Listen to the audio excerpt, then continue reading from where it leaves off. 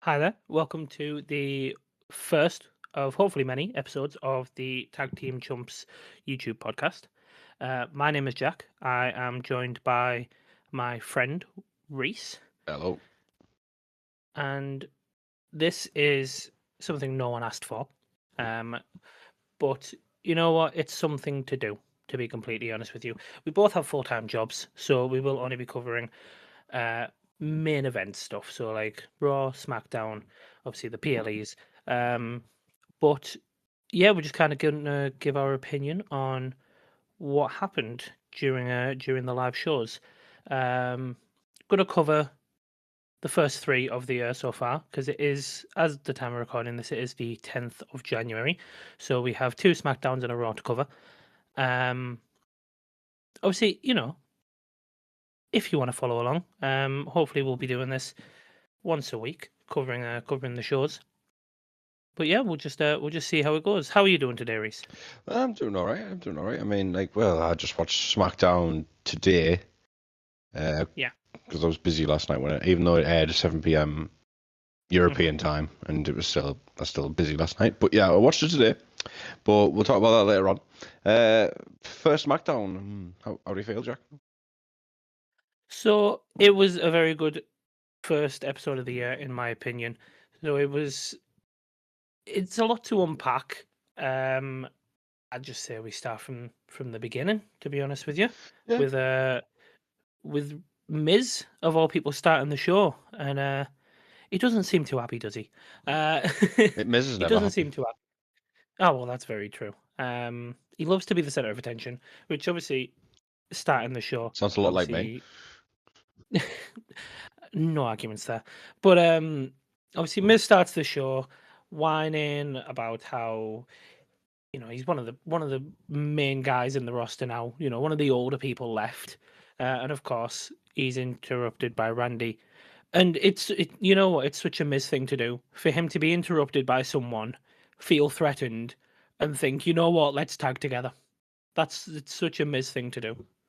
Yeah, and then I mean, to be fair, long story short, Randy Orton does what Randy Orton does best. Plays along until he doesn't, and hits him with a Yeah. Akio. Two.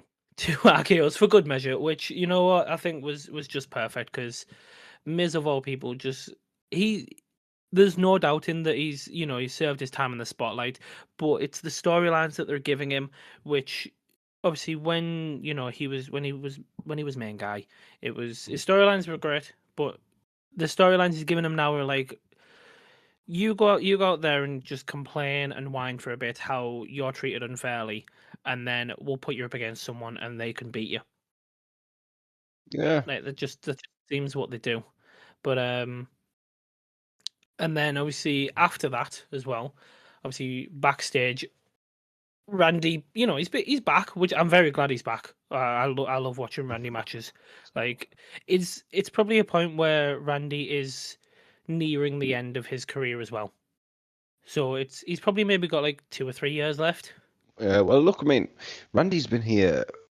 Well, he's just starting to get part time, and around about I think like about 2 years ago, he started becoming more and more part time, which understandably so. But he's been doing it the same amount of time as John Cena has, and he's still kicking around. I mean, Randy Orton's probably one of the longest serving people in the company now. I think he is actually. Oh Uh, yeah, he will be. He will be because obviously anyone that was here before him that is still active has left, yeah. and there's possible returns, but there's nothing really I mean, if you count concrete or happened yet. if you count backstage, I mean, I think well, Shawn Michaels is the longest serving, but if you're not counting Mm. backstage, then it definitely is Randy Orton.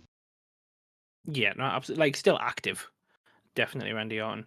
Um, I w- with the first SmackDown, it's the first match was the 8 woman tag. Was the 8 woman tag, and you know what? I just didn't see any point in it. To be honest with you, it was a good match. It was like once again, it was baby first versus heel, and it was That's one of those matches stereotype, that yeah. just didn't. Yeah, it didn't feel like it was necessary. No, I mean I agree to an extent, but the women tag match put in the four sort of tag teams that they have in currently for the women's tag belts, and you've got that Nia, you got Lash Legend, you got Kabuki Warriors, Alexa, Charlotte, Rhea, and Io, and obviously face has got babyface, but with those two, I believe that it seemed that the heel team had a lot more like dislike, even though on screen wise there is the bit a pretended dislike between Charlotte and Rhea. However, Mm. obviously, we all know what Nia's like. She's going to be gunning for the tag champs because, well, Lash Legend's fresh off NXT. She's wanting a belt. She's wanting to make herself known. So that's what I feel led to like sort of the downfall of the heel team in that match. But again, I do agree to an extent that there really wasn't a point in it. Yeah, no, I get you. Obviously, there's the cohesion of wanting to win the match, but at the same time having the long term goal of winning the belt. And obviously, the team of Nair and Lash. Obviously, I feel like theirs is mirroring Naya and Tiff. Like obviously she's bringing her up under her wing, and then next thing you know, give it what like year and a half at max. Lash will turn on her. Like it'll be one of those, and then they'll have a massive feud, probably over the WWE belt. Um, but at the moment, I will say I like them. I like Nia and Lash together. Like it's a good match because let's be honest, like when wrestlers come through, they're always saying like, "Oh, this person's the new this person." Like who's going to be the next John Cena? Who's going to be the next Triple H? Like Lash Legend is literally the young version of Nia Jax. Yeah, to a degree, yeah, I understand that point. But again, when people say, "Oh, this is the next person, this is the next this is the next this," what I dislike about that is it feels like you're putting down that person you're talking about Yeah, because you're saying, "Oh, you're the no, next John Cena," but you're never going to be the next yourself. You know what I mean? Like this person wants to be themselves, wants to make themselves something like Last Legend, which is teaming with Nia of all fucking people, all people. yeah, but yeah. So I mean, thankfully we do agree that tag match was a little bit pointless. Yeah, well, I mean, to be fair, from what happened on that SmackDown, I think that's probably one of few things we'll agree on. Yeah, oh, probably yeah, but then on to the next fight. Uh, onto the best entrance we'll probably see for a while. Kit Wilson. Of all people, I didn't have this on my bingo card at all for like, happening, but for Kit Wilson to come through with this absolute banger of a tune that I will not sing for you. Uh, What? I want that singing. but no, absolute banger of a tune though. Doing the pause as we speak, Which mate. but it's one of those where I liked Pretty Deadly. I did like Pretty Deadly, and that's probably like, British bias, to be honest with you, obviously Yeah, with we're like that. We've always been like that, me and you. We know my feelings on yeah, Wade Barrett and William Regal, so like, yeah. But it's I did like Pretty Deadly, and I feel bad that they never won the title, and then obviously now half of them is injured, so with Elton Prince being injured, so Kit Wilson getting a singles run, obviously he was getting a little bit of backstage time with calling everyone toxic, which in itself is a toxic thing to do, but but it's then to come screen out, time for him. No, do you know what I mean? Like for someone who's very very much tag team oriented, like one of the Usos back in the day before Jey Uso singles run and like the bloodline stuff. If one of them was injured, the other one would be put out of pasture, and that was the Vince McMahon yeah, style. If you were in a tag team that was solely tag team, I'm not talking like your Rock and Sock connection, like because them two could be separated. I'm talking like your yeah, old school stuff, like your Dudleys. If one was injured, that's it. The other one's out. Or Hardys before TLC times. Right. yeah, You talk about those. One gets injured, the other goes out the pasture for a bit, or joins a yeah, separate group or something. But like with the Kit Wilson stuff, He's got a new theme. He's got a new Titantron. By the way, the Titantron I don't think gets enough credit because I think they've done a really, really good job with that. And I agree. Kit is doing his absolute best on social media. I mean, I've seen this. I've sent you loads of it. The Him amount of proper TikToks. like goading people on to they repost his song or whatever. Mhm. It's really, really good. I mean, I like Yeah, it, but again, slight British bias towards Kit Wilson. I think he's really, really good. He's possibly like, as obviously I said I don't like saying this, but he is probably one of the new R-Truth if he keeps going with this. Like just a bit of a comedy sort of gimmick. Just calling people toxic.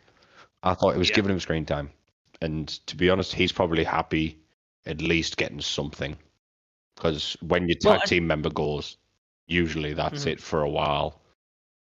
But he's doing it on his own now, and to be honest, I would more than happy see him give it a crack at Carmelo. Yeah, no, absolutely. Obviously, um, I was pleasantly surprised. Obviously, the song started, didn't expect it at all, and then obviously for him to come out, do his little spiel, and you know what? It's one of those. It's one of those where he's basically pointing at the camera and calling all of us toxic. But it's one of those where why have I got a smile on my face whilst he's doing this to me? Do you know what I mean?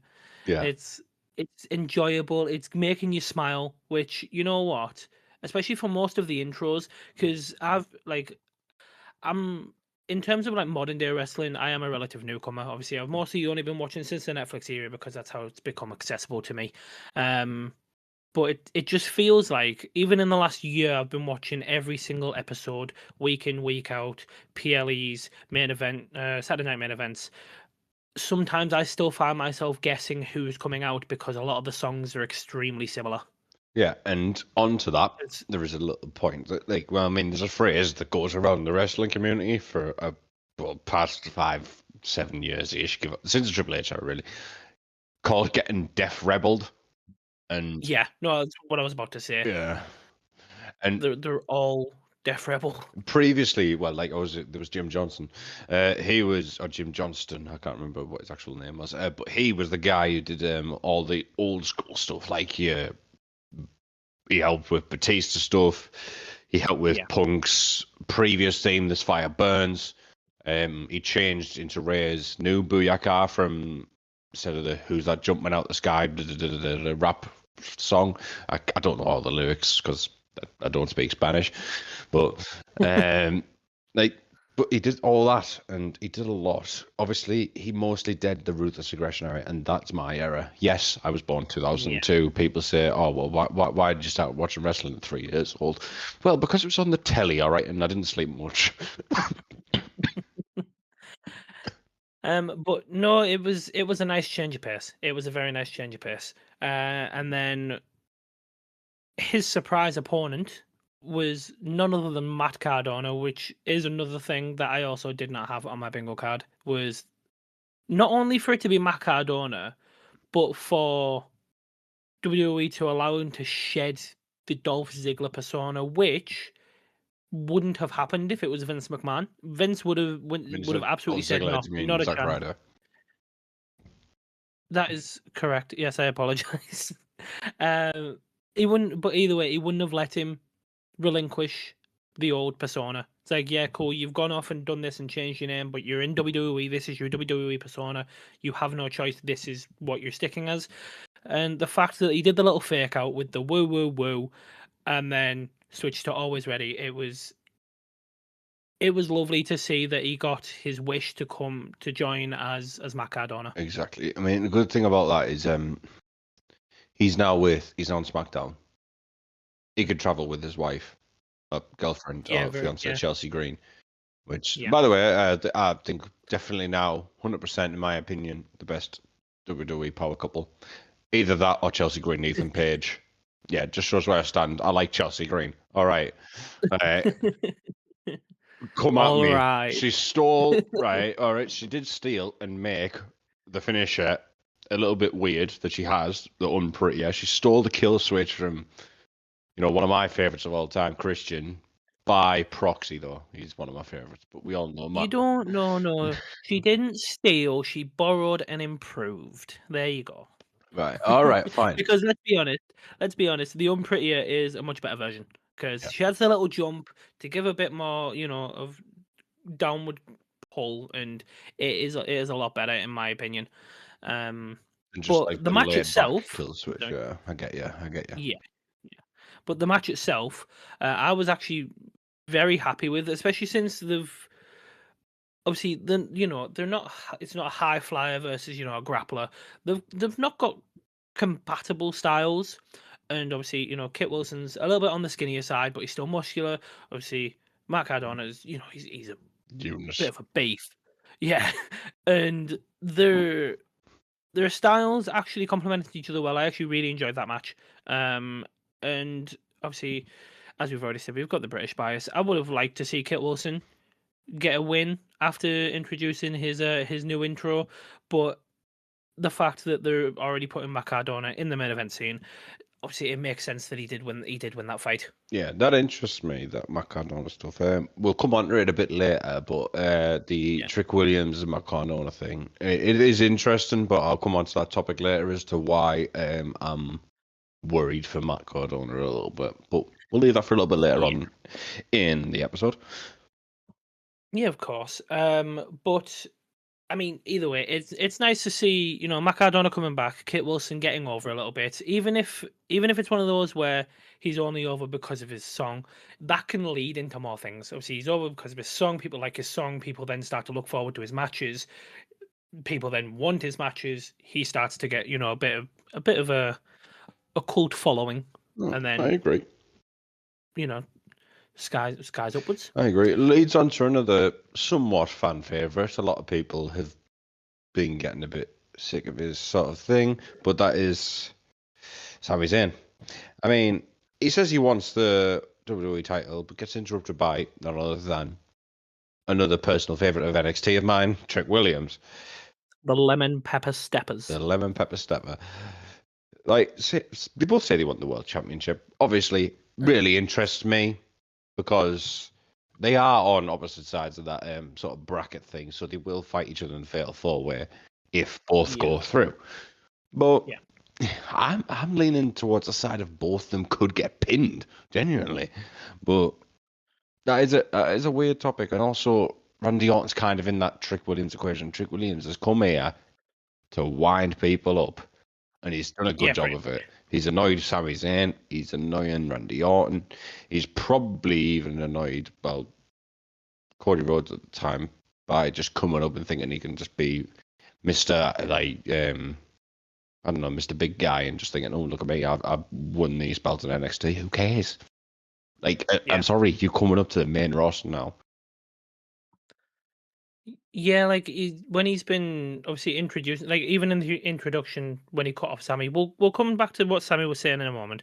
But when he was introducing himself to Sammy, like obviously saying we haven't been formally introduced, people call me Trick Willie, people call me Tricky Two Time, and it's like, yeah, that was NXT. Like as much as as good as NXT is, obviously it's incredible for growing talent, for getting people used to the business. But you're in the big league now. Like you can't be Tricky Two Time when you haven't won a main roster title. Yeah. And obviously, everything else that he described himself as, obviously you can't argue with. But yeah, Tricky Two Time needs to get dropped in my opinion. Oh, But 100%. But that does my carry on, son. Carry on, mate. I was going to move on to Sammy, but Well, I mean, Sami Zayn, like, yeah, I mean, at the end of the day, he's a great champion through the mid card. He was good in NXT as well originally, but that was a long time ago now. However, do I want to see him win a world championship? Yes. Out of the 8 people that are in that, there are probably 4 I would choose over him. yeah, no, I do agree with that. But just focusing on Sammy for the time being, he's been saying that he wants the championship for so long, basically since he came up, and at this point now, it's getting to a point where if you don't win it in the next year or two, I don't see him having a stint that lasts longer than a few weeks to a few months. Like, it's one of those where he will win it to be like, okay, cool, I've finally won this title, then loses it because they don't know what to do with him, because he's one of those where his most compelling feature is getting the title, and then once he's got the title, someone, younger, faster, bit more popular will probably take it from him, and it is disappointing in my opinion. Because obviously he's been in the business for a long time, and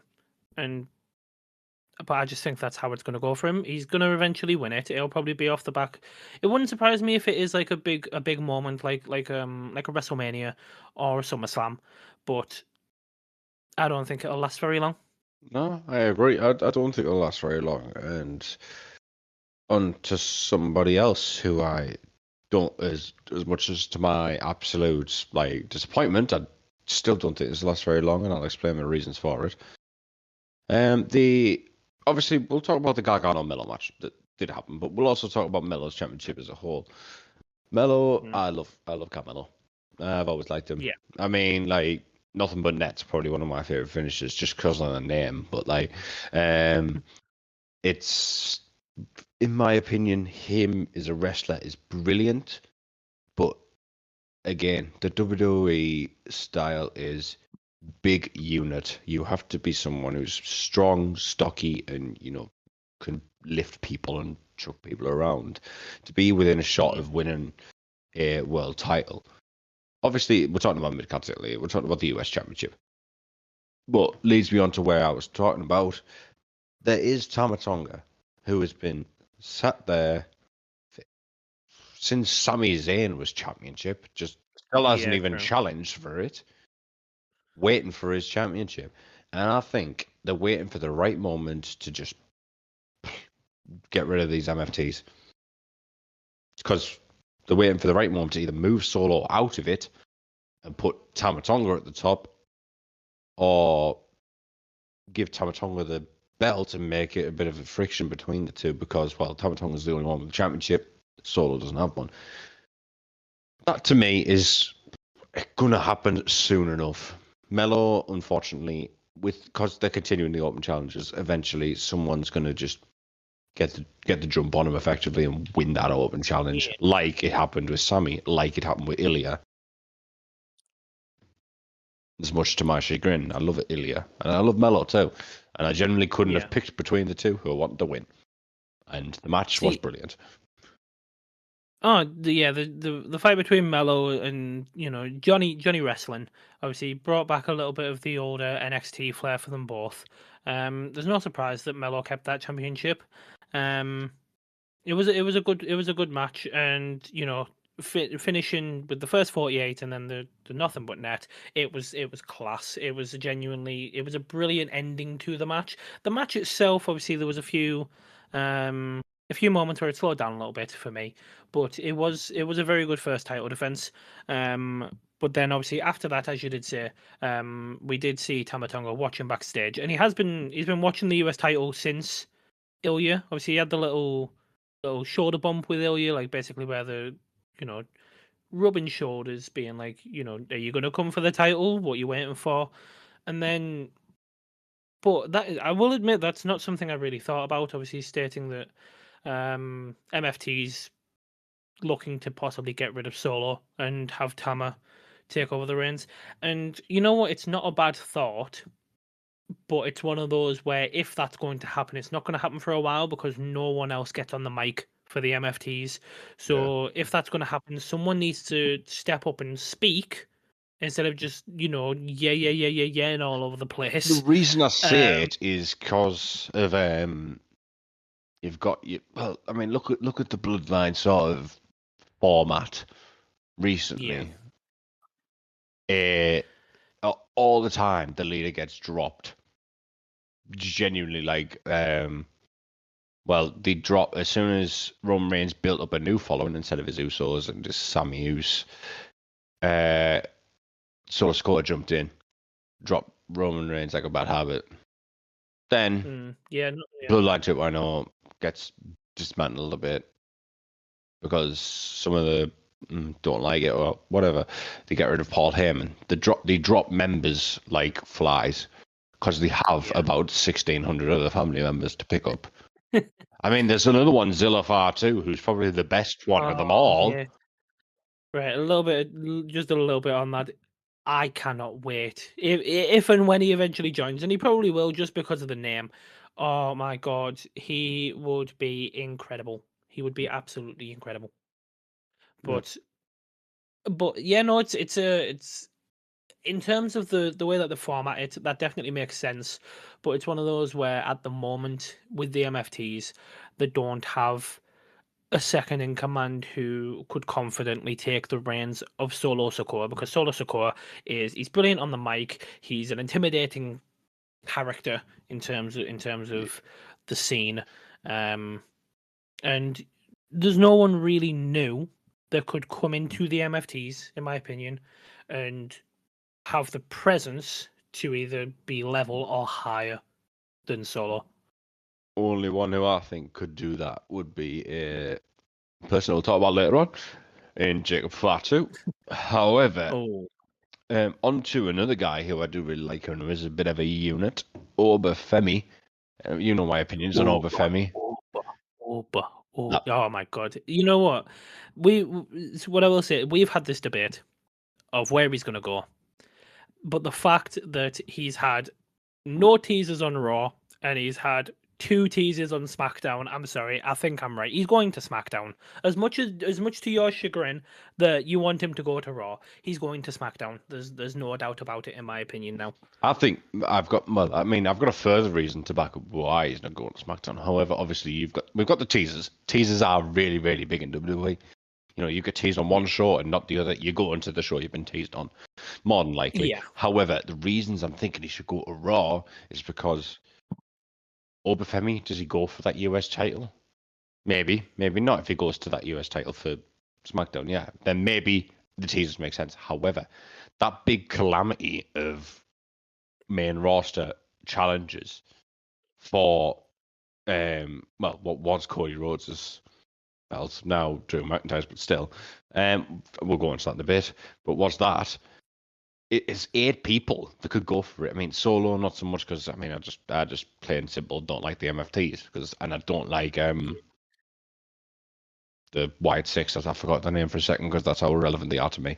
I don't like either of them because I feel like they hold on to they're holding onto the belts. They should just transfer them to the MFTs because a lot of people just don't like the bloodline. Don't know why, but there is obviously obvious reasons for it. Obafemi will go to Raw, in my opinion, because I feel like Bron Breakker's lost to Punk.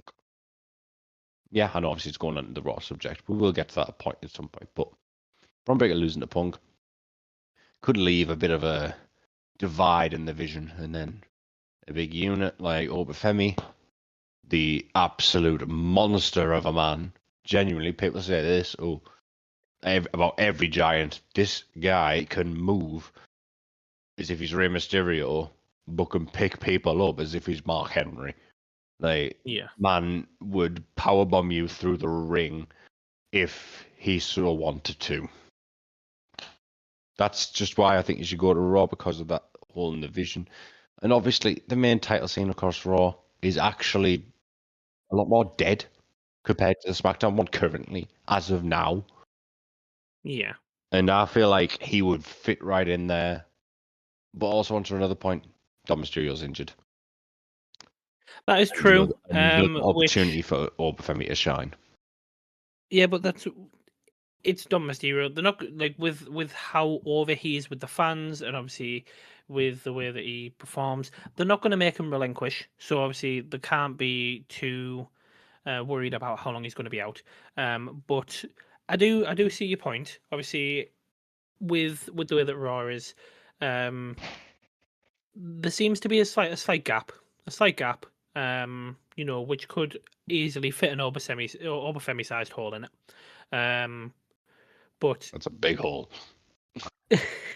it's a monster of a hole. But I genuinely think Obafemi will be going to SmackDown, as obviously you know, a debutante, as we would call it, you know, as well as, you know, a couple of debutantes with within SmackDown. One of the other ones that was teased on the first SmackDown of the year and became official as of the latest SmackDown is Jordan Grace.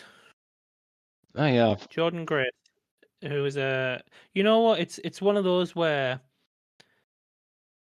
I'm actually quite happy that it was Jordan Grace because she's one of those who lets her wrestling speak for her, especially with what I you know seen from NXT. A lot of the female wrestlers down there seem to talk a lot more than they wrestle. To be honest with you, agreed. obviously that's the way they're booked. That's the way they're booked. But with Jordan Grace, it seems as though she doesn't care what people have to say and will just put them through the ring. Um, and I, with that, oh, yeah, I like that with Jordan Grace though, because there is that one. I mean, onto Jordan Grace and a bit onto she who shall not be named, because I cannot stand this woman. I've watched a lot of wrestling. I mean, I watched her in her AEW days about 3 years ago or so. Jade Cargill. I don't like her. Like, it's yeah, plain and simple. She can't wrestle to the extent of WWE's level of wrestling. Alba Fire wrestles better than her. Plenty of people wrestle better than her. It's just because she's got the physique that all WWE higher ups love. They don't want to put yeah, over anyone who's, well, Jordan Grace's stature. Jordan Grace is a unit, but she's small, but she's a unit. And yeah, to me, that is still not going to get her over because she's just not got the height. Jade Cargill's got about 3 feet on Jordan Grace. Jade Cargill is massive. Don't get me wrong. She's a specimen of a woman, a very, very, very like powerful bodybuilder sort of style that she has yeah, is good for her in her career aspect. But again, the lack of women on SmackDown does speak for itself, given she's fighting Meechin and B-Fab. Like, yeah, like, I mean, yeah, if you're trying to make her look good, at least put her against someone like Jordan Grace, who's actually, got some form of aura. yeah. See, my issue with that is they've had to go to NXT to find someone that Jade can start a feud with. So obviously, instantly, well, obviously during the first SmackDown of the year, back on the second, like you know, she was having her conversation backstage, and then Jade turns up and confronts her instantly, and it's one of those where it's like, why did they feel the need instead of putting someone over that they've already got? Because let's be honest, the roster isn't bad. But instead of putting over someone they've already got, it's like, okay, let's go find the shiny new toy and let's put them over instead. And it's like, yeah, you've got the new superstar you know, aura about you, but it's one of those where it's like you start new, you not obviously not start from the bottom because you've already built yourself up, but you should start at a decent level where obviously winning fights should be like a stepping stone to get to the higher level, like and earn that title shot. You shouldn't just instantly be slotted in there. I mean, that's how it's Much like built to be. That's how the company's built. Well, it's supposed to be built to be. You go through all these indie companies and things like that. You eventually get to the top of them. You do your job, you do your bits, you do well. You get picked up by somebody else, and then you keep going and keep doing the same. And eventually, maybe WWE will pick you up to see if or AEW, because AEW is a big dog at the moment. But onto the subject of lack of women's talent in SmackDown. Chelsea Green drops the belt to Julia again, again for the second time. again. Yes, Julia, brilliant wrestler. However, mic skills not the greatest at the end of the day. Well, not possible because her English isn't great. Which obviously, I'm not saying obviously just because you're in an English speaking company, you should have to learn English.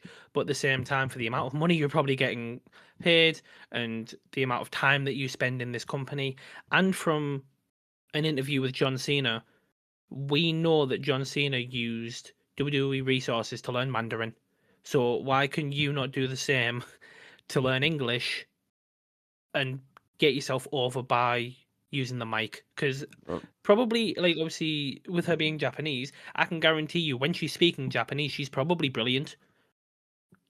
But it needs to be transferred over to English because it's probably 90% or more of WWE fans are English speaking, even if they're from Germany, Spain, South America, well, Europe. It doesn't matter where they're from because they're watching wrestling. They've got a good grasp on English. Yeah, exactly. I mean, to that point, I mean, there are other superstars that do have a non-English speaking background, but have learned or are trying to. Mhm. The big one, Stephanie Vaquer. She's Oh, she's doing always brilliantly. stated does an English lesson every day, to Yeah. just try and do her best, and she's doing great. And honestly, she's told people she struggles with it, and she's trying to do her best. And we appreciate that. If you tell us you're having a hard time trying to do it and you're still trying, we appreciate that and we love you for it. Absolutely. If you're I struggling, completely agree with that. just tell the company. The company are there. That's what they're there for. The company as a whole want you to obviously be able to capture the fans' interest, Mhm. which And is why speaking English is not like super important, but it does further your career along in WWE. absolutely, it helps fans understand what you're portraying, basically. And obviously, with her having Kiana James does most of the talking. I don't like Kiana James, but she does all of the talking. Obviously, Julia has spoken a few times, not in large amounts, but it's one of those where it is a little bit it is also a little bit harsh for us to state this because of what we have just said about Jordan Grace. Obviously, she doesn't speak a lot, but she lets her wrestling speak for itself, which Julia does. Obviously, it would help if when she's doing these speaking segments, if she was actually the one speaking and if she was speaking English. But obviously, she does let her wrestling speak for itself, which is why, especially with how lackluster the women's mid card is, it doesn't surprise me that she did win the title back because obviously when Chelsea did take the title from Julia, we both agreed it was just so that they could give Chelsea two belts for a little bit. Yeah, 100%, 100%. And on to like another person who's wrestling speaks themselves to a degree. It's Alistair Black. They gave him Zelina with like a couple of weeks Yeah, ago. They gave him Zelina to sort of further him along a little bit. Zelina does most of the talking, as yeah, Alistair's well, broody. from the Netherlands, and he's like got that like brood sort of biker gothic sort of look that Yeah, symbolizes like not speaking or speaking in a lower tone in a very like straight to the point manner, which is yeah, letting your presence speak for itself rather than your words. where it goes, which is where we'll go on to the ambulance match, which I personally really loved. As an ambulance match, it's probably been one of my favorites, if not the favorite. Yeah, Maybe, yeah, it was really good. maybe that's recency bias because I haven't watched any of them recently. However, it felt like because I don't really have an absolute over love for Damien Priest or Aleister Black. I do like them and I respect them, but I don't have that overly love for them both because Yeah, realistically, at the end of the day, they're both a bit meh to me. Like yeah, they're there, they can win the top belt, but I feel like if they're short on options, that's when they'll get it. yeah. No, I get that, and I won't lie. Obviously, when when Damien was in the Judgment Day is probably when I liked him best. Obviously they're still basically clinging on to the whole Judgment Day thing with him and Rhea, the Terror Twins. Constantly, every now and then they're like, let's talk, let's wrestle together. Um, but when Alistair came back to the company, I was extremely excited. I won't lie, because I do actually really like Alistair Black, and I feel like he has kind of been stuck. I mean, both of them have, to be honest with you, they've been stuck fighting each other for obviously the last 6 months because they don't know what else to do with them. Yeah, agreed. Which is why I think Alistair taking, well, this is the assumption he takes time off. If Yeah, he, because of the Emirates match, if he takes time off, you know what, fair play. It would allow Damien Priest to do something else, which he is. which he is, and it would also allow Alistair Black to come back and do something else. Maybe win that United States Championship he did try and go for. Yeah, he I did. would Obviously, he like to had the see fight that. against Ilya. Yeah, he did. He did fight Ilya for that, and yeah, even like some of these top guys, maybe bring them down a peg, have them go for that US title. If they lose it, if they don't think it's time for Melo to relinquish that yet, obviously you can always have maybe a little bit of interference, but it's one of those where have Alistair fight for it, have Damien fight for it. Even if we look at other wrestlers in the card, bring back Montez Ford. There we go. That name stuck. Montez Ford. He'd be an absolutely incredible mid card fighter on SmackDown. Like have him, go for that belt. He would be incredible. But they're kind of stuck once again. Like obviously we mentioned earlier, separating tag teams. Well, they don't want to do it, but if push comes to shove, they will do, like they did with Kit Wilson. Um, but yeah, in terms of the fight, obviously it was more towards the end that it was more obviously brutal. Obviously, you got a razor's edge into the windshield. Obviously, shattering the window. He was like one of those. He kicks the box out of the way. And he's like, "No, I'm not doing it on the box. You can go through the ambulance." And it was great. And then It made him look powerful, Priest, and that's it what did. that's what he has lacked over his career. He's got that because of his athletic ability and the fact that he can do like springboard moves at the size of him. It makes him look less strong, Yeah, which I do kind of get because obviously springboard moves are meant for people who are on the smaller size. Yeah, but yeah, a Priest bit more obviously agile. Priest has that like Undertaker style of being able to do things that you wouldn't think a big guy could, and that's what I really Yeah, like about him. Which obviously, you know, it will bring us on to Undertaker. Funny enough, brings us on to his chokeslam off the ambulance. He's it's more of a push, but I yeah. I could was I was gonna s- say I could see you why it can see. happened. Yeah, they were both physically exhausted. They'd put each other through it. They were knackered, to be honest with you. But obviously, even if they'd have got that just a little hop in the air, would have just made that all the much better for it. Yeah. But it was all in the story basically. Puts him through he put him through a stretcher on that. Two tables. Two tables. But and onto that, like it was that safety. I think that chokeslam was for mostly, but that was just in my opinion. Possibly. Yeah, I mean that makes sense. But I mean, you can't like when it comes to WWE, AEW, you can't talk about safety in terms of moves. Like if Yeah, they're going to go for it, a little jump's not going to do much more damage than just falling.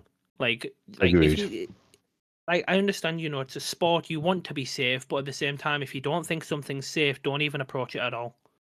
Um, but it was more of a shove, and that obviously basically ended the match. Obviously, Priest slams the doors and wins the fight, which for me, whenever Damien's had like a feud, Damien's a lot more willing to let it go. Even after a loss, he's a lot more willing to let it go and to move on to the next person. So the annoying part of that is if Black comes back next week, or the week after, he'll probably come back to Damien. He'll probably interrupt his fight or something. Next But if week Damien, is the opportunity for him to come back and interrupt Damien. If he exactly, doesn't do exactly, it, then fair enough. Then we know yeah, he's not coming back for maybe until the Royal Rumble. But if he does, yeah, then we know he's coming back to ruin Damien Priest's night. But exactly, well, it's funny enough, night not being ruined. Well, I mean, night's being ruined for some, not for others. For the majority of fans, Rio beating the Kabuki Warriors was a absolute spectacular. I feel like the match itself was okay. Wasn't the best match that they've had. They had the better match. Whenever the them two wrestled last, they had the best match, the better yeah, match. Like when it was just those two, in my opinion. But when it comes to Rhea and Io winning as a whole, I think it's nice to see the belts changing because these belts are changing a lot more than the rest of the WWE is, which I like because there is a lot of WWE women's tag teams currently kicking about, and I feel like yeah. there are some that could come for this, and obviously Charlexa being one, but I feel like as the first opponent for Rhea and Io should be two of the Raw women's wrestlers, and I feel like Lyra and Bailey would make it interesting because it would bring that fifth tag team in that because they've been sat on the like back burner, kind of waiting to get involved in this tag team sort of thing, and I feel Yeah. like they would be good to do that.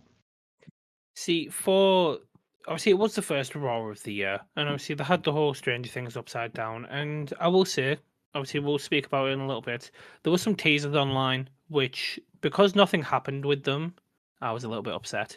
But when it comes to the Raw tag team, sorry, the women's Raw tag team titles, it's one of those where I don't think Rio will keep them for long. They'll have a few defenses, and they will win those matches. But ultimately, I think during this time, obviously Rio and Io will keep the titles. They'll beat Kabuki again.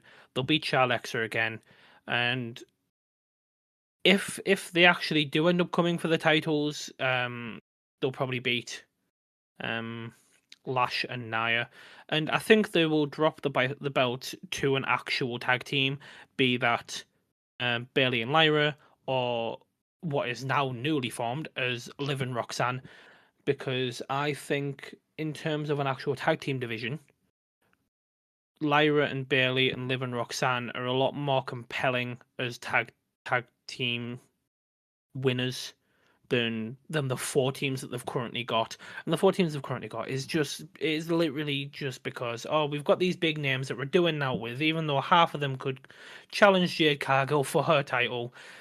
Let's put them all in a massive, tag team feud and have them all go for these belts, which is exactly what they did for the SmackDown men's titles when the Street Profits came back. So they're just rehashing old material. Um, but I genuinely think Rio will keep him for a little bit, maybe up until maybe WrestleMania. And sorry, not WrestleMania, Royal Rumble, and then they'll probably fumble the bag against probably Lyra and Bailey, to be honest with you, because if they're not winning the tag titles, then Bailey's going after the Intercontinental. No, that makes sense to me. Bailey should go after the Intercontinental. It would give like that Maxine versus Becky situation a bit more life if Maxine decides to drop out of the situation. I don't know what they plan on doing with her because Becky's now won it Yeah, back, which to a degree I understand, but I feel like once she dropped it initially, Becky should have just jumped straight back to the uh, top card, main card, yeah, and yeah. It was I feel like that's where obviously she's going to sit for a while. She's going to maybe people are going to come through. She's going to make them look good, but still ultimately beat them until eventually she does drop it again. see. I was disappointed when Becky won the title back again because it's one. I mean, you've only just lost it a couple of weeks ago. You've only just lost it, and all of the promos, all of the segments where they showed Maxine, getting better, getting stronger, it just kind of ruined it all with a cheap little rope grab pin combination, and it was cheap, and it just kind of felt a little bit heartless, to be honest with you, as if they were like, Becky's, one of the top people in the company right now. Like, obviously, she's always has been since basically she joined. She is one that gets people talking, which is probably all this title change was for, to get more people talking, because Maxine didn't deserve to lose it, because she only had one title defense against Ivy Nile, and then straight back to Becky and loses it. And it was disappointing, in my opinion. It was a good fight, but it was disappointing to see Maxine lose the belts already. Well, I mean, speaking of like old timers sort of thing, we got AJ Styles interruption Gunther. I mean, Yes. that to me signifies obviously them two are going to have a fight. Oh, It's of going to be a course. feud down the road. Probably maybe a Raw Rumble. It may even go as far as WrestleMania. I'm interested in it to a certain extent. I feel like if Gunther loses, it just makes him beating John Cena seem pointless. However, if Gunther wins it, it's still annoying because this is AJ Styles' last year. I don't want AJ Styles to Yeah. lose too much because I like him. Represents the little guy, does his bit. I can't name a single move this man can't do. Uh, Yeah. Genuinely, if obviously he's got a smaller opponent, he could probably do a chokeslam on him if he really wanted to. Yeah. Well, it's one of those where it was kind of inevitable, since obviously Gunther first coming out, saying what he did about John, obviously all the people giving him looks and so forth. Um Obviously he wouldn't let AJ get a word in, would he? And it was basically one of those where, like, I'm the big dog, I'm not letting you speak. So then AJ once again was just like, all right, I won't speak, I'll just hit you. And then what are you gonna do about it? Which I'm glad that they've done something so quickly with AJ after obviously dropping the belts, because I mean it was obvious that something was coming Yeah, between the two of them. same for Gunther. At the end of the day, Yeah, same for Gunther because I'm glad they've done something so quickly with him. Yeah, they gave him 2 weeks to make sure AJ dropped his belts, which fair enough, why not? But yeah, they want him and AJ to go at it, evidently. Gunther was building up this heat. He's built it up over 2 weeks. He's like, we hate him more now than we did when he first initially won. I oh mean, god, absolutely. he's building it up so much, and that's what makes it like so great. With Yeah, because he'll come on into the main title picture at some point. Probably by SummerSlam, he'll have the belt back or a belt back. Maybe the IC yeah, title, maybe the world title. We possibly, don't yeah, know. With obviously titles. Speaking of AJ, title changes. You got the Usos who like sort of inviting people to challenge them, and to me, it's interesting. But will there's two tag teams that have kind of been missing for a little while, and that's three even, yeah. The New Day, the Creed Brothers, and the War Raiders or the Viking Raiders or whatever they were called. yeah, Um, yeah, them three tag teams are kind of in a bit AWOL, which I feel like would be interesting for one of them three, sorry, to get involved. But I feel like it's ultimately going to come back to 2019, 2018, Usos versus New Day. yeah. Which wouldn't surprise me, and I will say, it's once again, it feels like lazy writing. The fact that obviously Jay, he started off the year absolutely brilliant, ended off the year with an absolute stinker. So what does he do? He runs back to his brother Jimmy, who, in my opinion, overall is more compelling, is a better wrestler. But obviously, Jay had the whole storyline of needing to prove himself, obviously as the second in command, as the future tribal chief, which obviously none of that evidently happened. He needed to prove himself, which is why he went out on his own. Yes, he won the title, he held it for a little while, but it felt like every single time he had a fight, he was the underdog. So he ran back to his brother, went back to the tag team scene, and then On the belts. instantly, as soon as they're back together, they win the titles, and it does just feel like lazy writing. Obviously, they had the little bit towards the start of the year with obviously Pretty Deadly. Um, Sorry, that's that's SmackDown. SmackDown. Obviously the War Raiders and the Creed brothers obviously having constant fights to see who would go up against the New Day.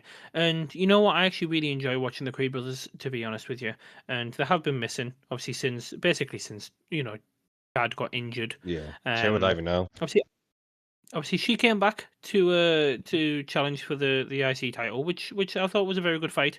But it's one of those where I don't get me wrong, I love Jey Uso. I genuinely really like when he's fighting, but it's one of those where I like to see him as an up and comer. I know that doesn't make any sense, but someone that's constantly challenging and not winning It's the same with the. It's the because same. It's just. That's the babyface formula, though, isn't it? It's how yeah, it is. I mean, for me, I like Jey Uso personally. Uso's one of my favorite tag teams ever. But it feels like at the moment, recently, Jey Uso, ironically, is only good at running it back. yeah, yeah, no, absolutely. And the fact that they felt the need to just call people out instead of giving them a fight just shows that they've got no one to put them against right now because um raw the raw roster for tag teams is completely dead because especially since obviously there's no JD for there's no JD for Finn. Oh, yeah, the injury to JD, yeah, that is a good Yeah. reminder. But yeah, it is disappointing, and unfortunately, there isn't anyone new to challenge them as an actual tag team. But someone new that was announced, was the Bounce Man himself. Your boy is Bouncy. bouncy, Javon Evans. M- Javon Evans joining Raw. Another one of my NXT favourites. I mean, Javon Evans, not much more can be said about him. The man's younger than I am, and he's Unfortunately, same. and he's bouncing around that ring as if he's a bouncy ball. Yeah, That man can fly. I have been convinced Superman is real, and his name is Javon Evans. He can fly. He can do anything. You name something in that ring, he can't do. And I honestly will hold my hands up high, but that'll never happen. I've oh no, seen I, him I do. do ninja kicks like as if he's in the Ninja Turtles. That weird springboard bounce spin kick thing he does, I don't even know what it's called, but it's excellent. It's Yeah, pristine. Like, when he hits it clean, it is the most beautiful thing in wrestling. I do agree, and it's one of those where obviously I won't lie. Up until he challenged Sammy for the US title, obviously I don't do NXT unfortunately because of just the time constraints for myself. But he had an incredible fight against Sammy, so I was very confident from that match that it wouldn't take him long to come up to the main roster, and it didn't. And I'm very happy he's here because unfortunately, I'm going to make this comparison once again. Um, he's basically Kofi Kingston, and but a more energetic version. He's like a 7-year-old that's just had a can of pop, but he is incredible. Um, from there, we do move on to Stephanie talking about how good her year was, and it was an incredible year. And for her to once again be attacked by Raquel, just once again furthers their feud, which was no surprise to me. No, not at all. No, I mean, it's interesting that it was just Raquel and Nikki didn't get involved, which I liked because I feel like Nikki's going to take a bit of a break because obviously she's getting on a bit. She's a bit older now. She's probably going to take a break. Yeah, Nikki Bella, she's lost a bit of a step, but so some of the other older ones that have stopped and come back. We're not talking about them today, though. We'll come back to them if they come back. Raquel, however, Yeah, yeah. onto Raquel. This, as I said about earlier on about Jade, specimen, genuine specimen of a Hmm. women's wrestler. This woman is, like Obafemi, the power of Raw, and I feel like Yeah, she needs that world championship just to make her look great and to be. And I'm always in favor of bringing some gold back to the clubhouse. As they say in the yeah. Judgment Day. But I'm gonna miss the Raquel side of the tag team because it feels like Liv and Roxanne.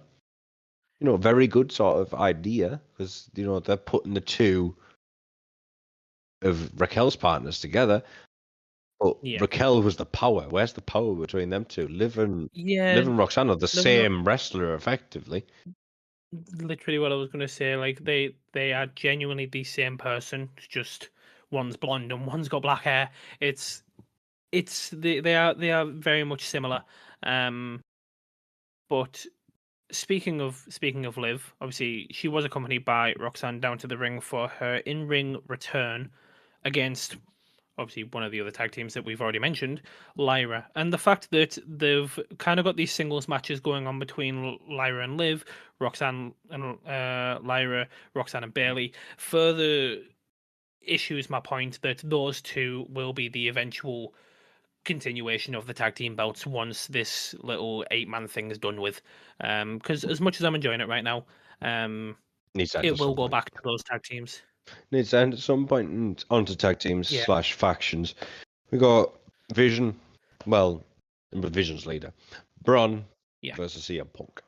Yeah, yeah, and interesting idea. Been built up for about. Well, I mean, it's been built up for ages, but it was officially announced like nearly a month ago, before it yeah, even started. And yeah, interesting. But at the end of the day, the match itself was a bit more. It was good, but it was a bit of a letdown underwhelming. compared to underwhelming. Yeah, that was the word I was looking for. Compared to what I was looking for, considering the Yeah, build-up. It's like it was, for example, like a build-up to Undertaker's WrestleMania matches. Some of the ones that were like a month build-up were better than some of the ones that were 3 months build-up. I mean, it was interesting to see. I mean, well, greatest one of all time had about a month's build-up, and that was Shawn Michaels versus Undertaker, WrestleMania 25. yeah, It had about a month's build-up, and that was one of the best. However, it's disappointing to say there's, my personal favourites. Edge's one was about around about 3 month build-up, and that wasn't as good as that one. yeah. No, nowhere near. But still, at the end of the day, it wasn't bad. It just wasn't as good as Sean's. But that is my sort of opinion on it. The long build-up for these matches, especially if it's a match taking place on Raw, it should have that thing that makes you want to watch Raw. This start of this year, this Raw to me, the only thing that's making me a little bit interested in it is the signing of Javon and the Gunther AJ. To me, Punk Yeah. was not lost a step, but we can see he's getting older in the ring. If that makes sense. For Yeah, I get that. For me, with the CM Punk versus Braun fight, it was one of those where it was genuinely Braun's actual step up. Like obviously on the mic, he has progressed very very well. Obviously since they attacked Seth, got him out. He has progressed very nicely. Obviously, in terms of their promos against each other, I genuinely enjoyed their promos against each other. Obviously, I mean, even bringing Punk's wife into it, you could tell that Braun he did go a little bit too personal too fast, which obviously gave a lot more meaning to what ended up being a lackluster match. But Braun's actual in-ring ability during this fight was not the same as it has been in any other fight. He knew what this was for, and obviously, beforehand he knew he wasn't going to win, but just the slight mess ups, like the fact he went for the is it a Hurricane Runner off the top of the corner like he normally does? Yeah, it's And a Hurricane Rana to most people, but obviously because he's a Steiner, it's a Frankensteiner. well, yeah, but he went for it as he normally would. 99% of the time, he hits it in a World Heavyweight Championship match, and he misses it, lands on his head. You could tell that it was one of those where the what's the word the you know how big the match was kind of Oh, I got to got him, you. even though he knew he was gonna. Yeah, he knew he was gonna lose, but it's one of those where, all right, I know I'm losing. I still need to make sure that I am perfect, so that everyone knows this is a good fight. It's a big fight, and I lose, but I'm coming back because I performed brilliantly. Mhm. And unfortunately, he did have a few slip ups and lost the match to CM Punk. Ultimately, at the end Is of the what it. day, CM Punk's only had it a little while. I Yeah, I was a little bit surprised at Punk won due to the fact that it's Braun Breaker's been built as the next big thing. However, yeah, that furthers my point as to the Obafemi thing I mentioned earlier. I think Obafemi's bigger than Braun, and I think he always will be. true. The Steiners, to me, yes, they were a bit of WWE at one point, but Scott Steiner always reminds me of WCW. He just always does. Yeah, And to me, I feel like still, like, I don't know if it's just me, but there's still that thing in the WWE locker room. It's like, you were a WCW boy, not a WWE boy. I still feel like that's still there. Same with the AEW lot that come over. People feel like, yeah, you're not originally WWE. We don't like you. Or WWE, the company themselves, make them look like they're going to be big and then just go, just that's it, just yeah, down, straight, plummet, gone. Um, yeah. trying to Unfortunately, think of and one that comes to mind. I mean, well, Cody Rhodes after this week being one. I mean, he kind of dropped off a bit. yeah, but it is one of those where hopefully it doesn't quench his growth. But we'll have to see, obviously, how this affects the vision as well, because obviously, whilst it was Seth in charge, it was one of those where everyone knew that Braun was number two, but it was one of those where Brunson actually got a bit more mic time, a bit more admiration from Punk. So we'll have to see how it affects. And I won't lie, I actually love the idea of Austin Theory and Logan Paul as a tag team. So them going for the tag team titles as well would be pretty I cool. do as well, like the Um, idea. However, Theory, you know my opinion on Theory. Love the guy. He's the model for a wrestler. He looks like $1 million, as Americans would yeah, say. And I feel like him getting a new finisher is interesting. However, from a personal standpoint, I really loved his finishes. A-Town Down, modified F5. I mean, F5 mixed with the GTS? What more do you want? Uh, no, absolutely, and I his agree. sort of signature sort of like setup move, like was his Ataxia. That was a brilliant move. I've never seen something like it. But if any of us haven't seen the taxi yet, or the move itself, genuinely look at the move. It's something brilliant. It's a proper finisher. Yeah, It's like a weird front flip, big ending. Like that's how weird it was. It was that good. But we'll move on to, funny enough, one of the best finishes ever. Randy Orton's RKO to the Miz once again. again. Yeah, And so the back to next back to SmackDown, SmackDown. back to SmackDown's just Yeah, gone yesterday. We got Randy who came out, but Trick comes out to interrupt Randy Orton because for some reason he's again, fluffing his feathers like a peacock, yeah, showing himself off, which fair dues. If you look at his NXT stuff, yeah, fair enough. But you're coming out to Mr. 14-time champ, like Randy Orton yeah, mentioned, and Randy Orton decides to, once he slaps the mic away from him, decides to give a bit of oomph to Trick and show him that, he's not in NXT anymore. And I feel like that makes Trick look naive weak. and weak, Mm, but yeah, it gives him something.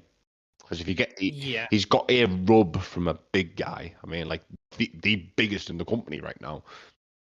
yeah. No one's no one's bigger than Randy Orton in WWE. As a whole, Um, currently, who's still fighting, Randy Orton is the biggest. I mean, I think you might have to tell the Miz that because once again he tried to come out and surprise Randy with the show-stopping finisher, and Randy was just having none of it. Once again, RKO's the Miz for a third time on two shows. The Miz, once again, we've already spoken about him. He will get his time back in the spotlight, but I don't think it's now. Agreed. But Spotlight went on to Trick Williams further on. Hmm. Yes. And Ray Phoenix. Yeah. Yeah, Yeah. not much can be said about this other than for a debut match for Trick, very, very lackluster. He wasn't at his best, but Yeah. Ray Phoenix wasn't too great either. A roll up for Trick Williams when he grabs the tights makes Trick look worse than he is, but it protects Rey Fenix at the same time, which is good. Yeah, Obviously, I kind of like the idea. What they were trying to do, they're trying to make sure they didn't hurt Rey so much because Rey Phoenix's stock has been plummeting since he joined. But Trick Williams, I didn't see his trick shot, and I'm annoyed. I love his trick shot. yeah, It's a finisher enough, but we did see his three other sort of moves: his spinning pump kick, his axe kick, and his weird version of the rock bottom. I don't know the names of them. I do apologise. Come at me in the comments if you want to. And please do inform me of the names so I'll get them right next time. I genuinely want to know. And also, can someone tell me what Rey Phoenix's finisher is? And I'll like if you do. But yeah, at the end of the day, Trick Williams' rock bottom thing, I did like it, and it makes him look like he has a difference about him. Yeah, he's got that. I don't know what it is. It's all these kicks that make him look like Booker T. I don't know why, but then yeah, again, Booker T was on NXT. He probably trained the guy, but at the end of the day, he has his own ability about him. He's not somebody else. Like same with Obafemi, same with Javon Evans. They're their own people, and that's what I like. yeah.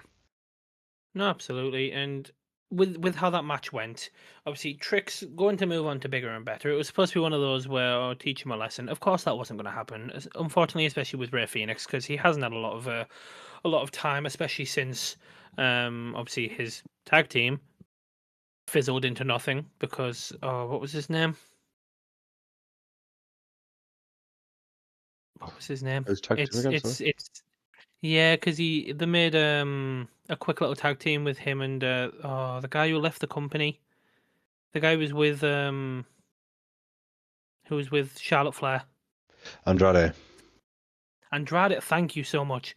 Yeah, obviously he had that with Andrade. Since then, he's done nothing. I loved that tag team, by the way. Great tag But team. But then again, we all know Andrade is, I don't know, difficult for companies to work with, apparently.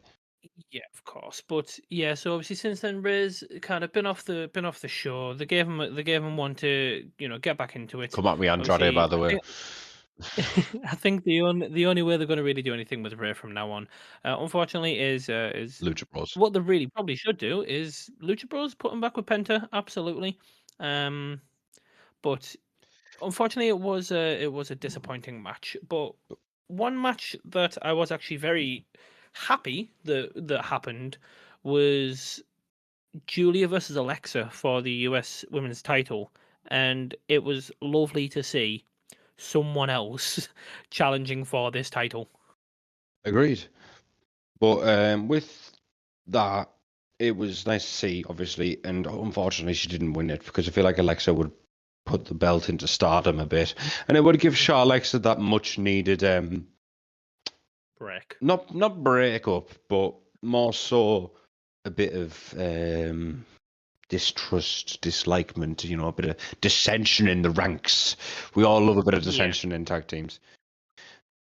So that's why I personally did like that match. But the interference with Lash Legend, yeah, furthers along the tag team stuff. I get that. It was Not happy about it, it but I was get it. going to happen. It was going to happen though because obviously they couldn't have Alexa lose naturally, and they couldn't have Julia beat Alexa naturally, so they needed the interference. Which once again, as you said, it furthers the tag team scene, and obviously has Julia get a successful defense against someone other than Chelsea Green. Speaking of someone who actually could also go for the US title, even though they're in more of a main scene. Jordan Grace had her debut against Alba Fire, which I thought the fight, it was a bit of a squash match. It was a longer squash match. It was a bit of a squash match because it was Jordan Grace versus Alba Fire, but it was still actually a really really well executed match, and I thought Jordan Grace's in ring awareness was brilliant. Obviously, she controlled the fight for most of it. Obviously, Chelsea tried to get involved, so Jordan just threw Alba at her, and then obviously, I loved her finishing move. Once again, I don't know what the move was called. It was like I don't even know how to describe it. Obviously, backwards plank across the shoulders, spins around, slams her into the ground. Do you know what it was called? Because I don't have a clue. I don't. I'm afraid. It's kind of like a reverse. Was it a reverse glam slam? Is that, if I'm not mistaken? Something like that, yeah. Kind of like a gory face buster thing. Hmm. I think if that's what I'm thinking of, if I'm not mistaken. But anyhow, like Jordan Grace, brilliant. Genuinely, she is brilliant, and I feel like she could go into the main event shortly. But very, very shortly. I'm talking like if she won the Royal Rumble, I wouldn't say no. Like or the Elimination Chamber, I wouldn't say no, because the Elimination Chamber has essentially become a number one contenders match at this point. Speaking of number one contenders, for the tag belts, we'll go to MFTs. I feel like they're the number one contenders currently. Oh, But without a doubt. at the moment, it's kind of a group thing to make sure the Uncle Howdy is getting his time and Rowan's getting his time, or whatever Rowan's new name is if he has one. Still don't know, because they don't even talk about them that much. I forgot that the White Six had the tag belts because I haven't actually seen the physical belts in about 6 weeks. Yeah, they don't carry them, I don't think. I haven't seen the Or physical if they belts do. since last year. No, yeah, absolutely. Like, it doesn't seem like they carry them, and if they do, they're not the main focal point, which they should be. All I will say about the Wyatt Six is that obviously they don't have the same gravitas as Bray Wyatt did by himself. Like he like they're trying to replicate it.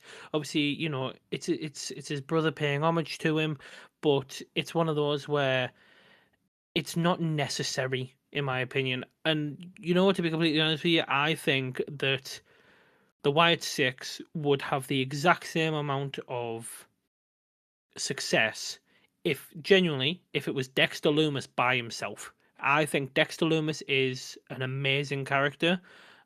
He's got incredible in-ring ability. Obviously, so does Joe Gacy, but it seems like Dexter Loomis does a lot more of the work. Once again, as you did mention earlier, it's technician and powerhouse. You've got Dexter Loomis and Joe Gacy, and Joe Gacy is the powerhouse. Dexter Loomis does a lot more of the work. So, in my opinion, I think Dexter Loomis eventually at some point, obviously, Wyatt Six will probably go on for a little while. If they're going to give anyone else another, a singles run, I'd love to see Dexter Loomis by himself. Agreed. I agree to that 100%. For me, well, singles run back on the singles sort of thing. So singles title, US Open Challenge, Melo, obviously the champion. Nakamura comes out. I've never been Nakamura's biggest fan, but I just never have. There's no real reason for it. I just never have. It feels like he's a lot more. Obviously, his style. It's known as strong style according to the WWE commentators, but to me, it's very much revolves around strikes, and I like that. Yeah. If the strikes looked good, the kicks Yeah, do. he's The physical hand/arm hits don't look good. If I was to go back to strikes, Undertaker's punches looked good. They were brilliant. I'd never seen a man punch so well. John Cena, when he had in Ruthless Aggression, Cena had punches that looked good. I mean, I still remember watching my favorite wrestler of all time getting thrown in a river by John Cena. I mean, there clearly is a gap in wrestling these days. There's a lot more focus on safety and also longer careers. But when it comes to actual ability, I don't feel like there is a lack. I feel like, if anything, there's more. And I feel like there is more ability amongst the lower people. However, the higher up people still have the same sort of skill level as they did back then. And I feel like the mid card is a lot more prominently featured now than it used to be years and years ago. I'm talking 20 years ago, like Vince McMahon era. I remember when Santino Marella was the Intercontinental Champion. That is supposed to be at one point, by the way. The Intercontinental Champion was the second most prestigious championship in all of wrestling. Yeah, and now it seems like, unfortunately, it's the one that people rate the lowest unfortunately, in my opinion.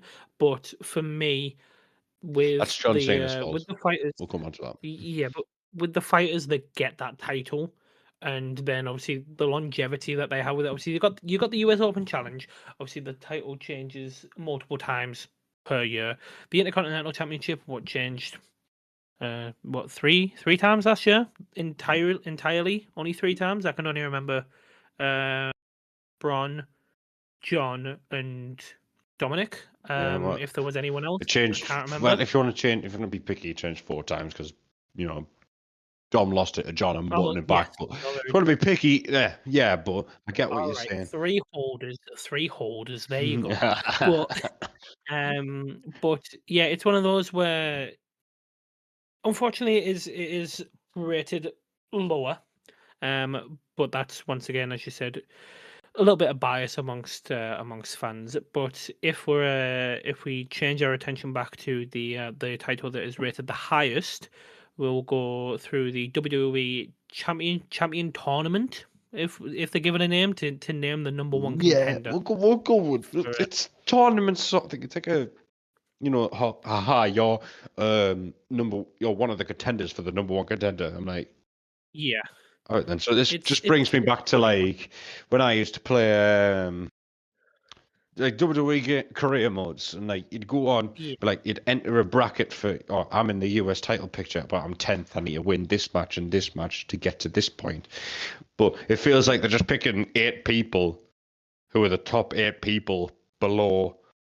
Well, what's now, you know, Drew. Drew. What is now Drew? But yeah, But they're picking those and 8, and then they're gonna like, right, you beat this person, you go into this match to beat 3 other people. yeah, and what I'm hoping for. I mean, obviously, we'll go through them one by one.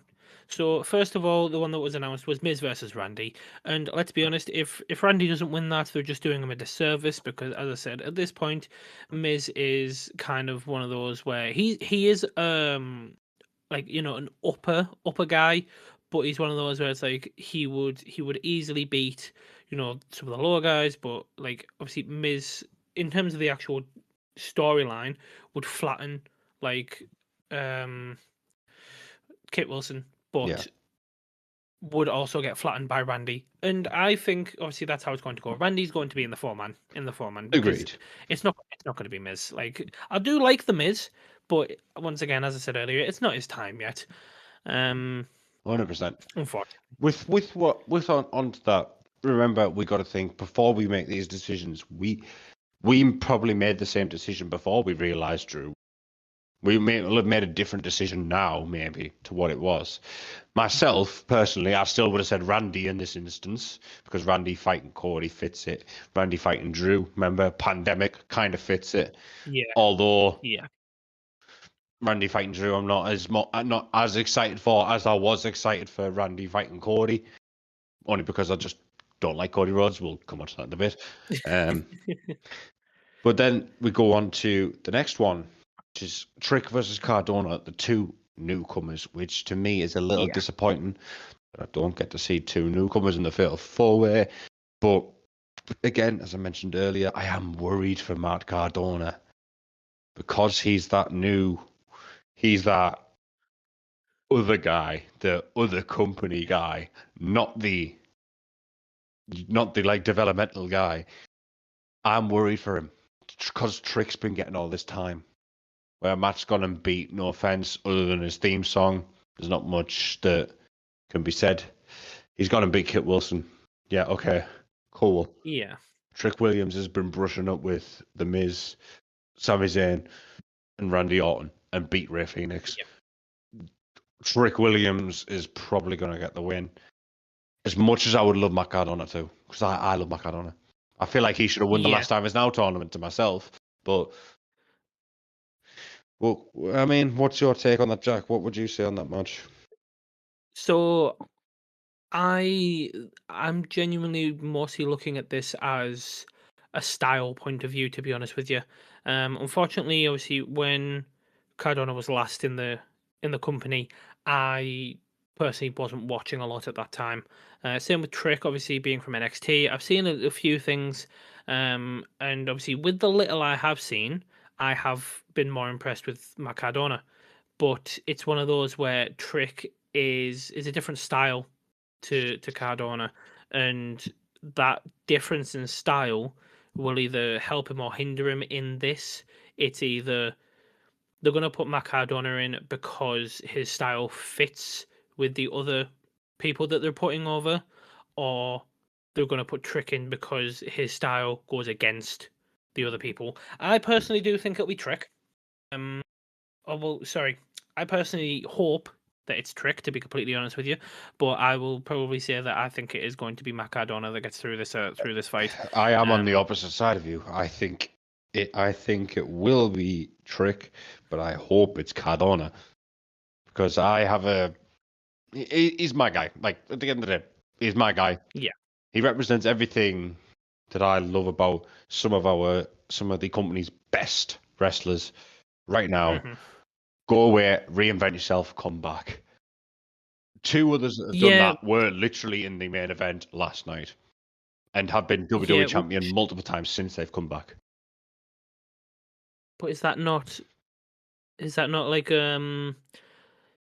obviously they've come back and they've had to work their way up to the top, where like obviously Cody finishing a story, Drew having multiple feuds before finally winning the title and hopefully holding it for a little while this time. Is that not a thing where obviously they're more likely to put Trick over because he's been in the company and he's a young upcomer? Obviously Cardona, as I said, his style is very similar to others. And it's one of those where they kind of want him to build himself back up again, get that following again. But 100%. With but then uh, obviously uh, two men that have been in the scene for a very long time and both you know big players. Damien versus Solo. It's one of those fights where it's like you see they the other didn't know two and who you else just to think, put them against. ugh. Yeah, like they didn't know who else to put them against, so they've just put them against each other. And I don't really know what more else to say about these. To be honest with you, obviously Damien's had a great feud over the last 6 months with Black. Obviously, as I said, they didn't really know what to do with either of them. So, but they've done the best with what they can. Solo being the leader of the MFTs, obviously he's a which further points to the fact that the MFT should take the titles because Solo is in the main event scene where Uncle Howdy is not. But is what it is. With this fight, I don't really care about either of them. To be honest, whoever gets in the final four gets in the final four. Yeah. They're not going to win the fight. So More than likely I'm not, no. just for the shock factor, I'm going to say that Solo's going to win it. I'm going to say Damien's going to win. And we'll talk about the actual fatal four-way next time because at the end of the day, Yeah, when it comes through. because we don't know now. Yeah. So on to Sami and Dragunov. Dragunov, I feel like he's been on SmackDown. Technically he's been on here for over a year now, but if you count injury. However, to me, it's too early. Sami Zayn, as we spoke about earlier on in the episode, he needs this more than probably the rest of the whole list. Yeah. He needs to at least be in the fatal four-way. And it'll kind of be like a revenge match as well, obviously, because not so much revenge because neither of them are heels, but obviously Dragunov took the US title off of Sam, so it's kind of like now we're in the main scene. I'm better than you, so I think we're both in agreement here that not only Sammy will win this, but Sammy deserves to win this one to get into that fatal four. Agreed. Now we move on to probably best match of the night, best match of the year so far, 100%. Absolutely. We'll start with the normal wrestling match. Cody Rhodes, in control for a good portion of the match. However, Drew getting a little low blow, a massive claymore right to the moof. Yeah, and it was an incredible claymore. It's a pin. Obviously, didn't ref to see low blow because of the incident with the turnbuckle, but still, all looks great as a whole in terms of the actual scene itself. Is like that like little part of the match was greatly set up. Made Drew look like he was Professor X, like absolute mastermind. You know, I undid this turnbuckle. I knew the was going to do that. Low blow, Yeah, kick in the mouth. Well, I say kick in the mouth. You know, Claymore, like that yeah. man running at you like 20 mile an hour, Oh booting you God. in the face, mate. That would hurt anybody. I think my body would leave. I think my soul would leave my body before my teeth did. I genuinely think I'd After, have no head left. I think my head would end up in yeah, the fifth row. probably. But for me, it's a little bit of a strange one because obviously it was the standard wrestling match. It was one of those where, as you said, Cody was in control for 90% of that section. It was only maybe a 6 or 7 minute section as well. So the fact that Cody was in control for the wrestling portion, and then Drew seems to have to win with the low blow behind the ref's back, gets the Claymore, which the Claymore was, as I said, incredible connection. But to have to win the first fall like that is a little bit disappointing and a little bit snaky, which with how Drew's been portraying it recently, I didn't think that they'd feel like that needed to happen. It could have been a proper wrestling match. Yes, 6 or 7 minutes, finish it with a claymore, but it could have been a proper match instead of Cody dominating for the first few minutes. But it got Drew the first fall, which I mean, I kind of saw that coming, to be honest with you. Drew winning the first fall was inevitable because with the three stages of hell match, you're not gonna say there's three stages and not use three stages.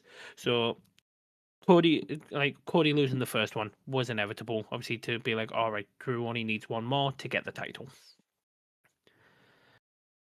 But then we move on to the next one, which was a Falls Anywhere section, which started off very, very quickly with Drew kind of trying to maintain that control that he like obviously the after getting the first fall, throwing Cody straight through a table to get the pin was it was really funny for me personally. It was a great throw. Table split into four sections.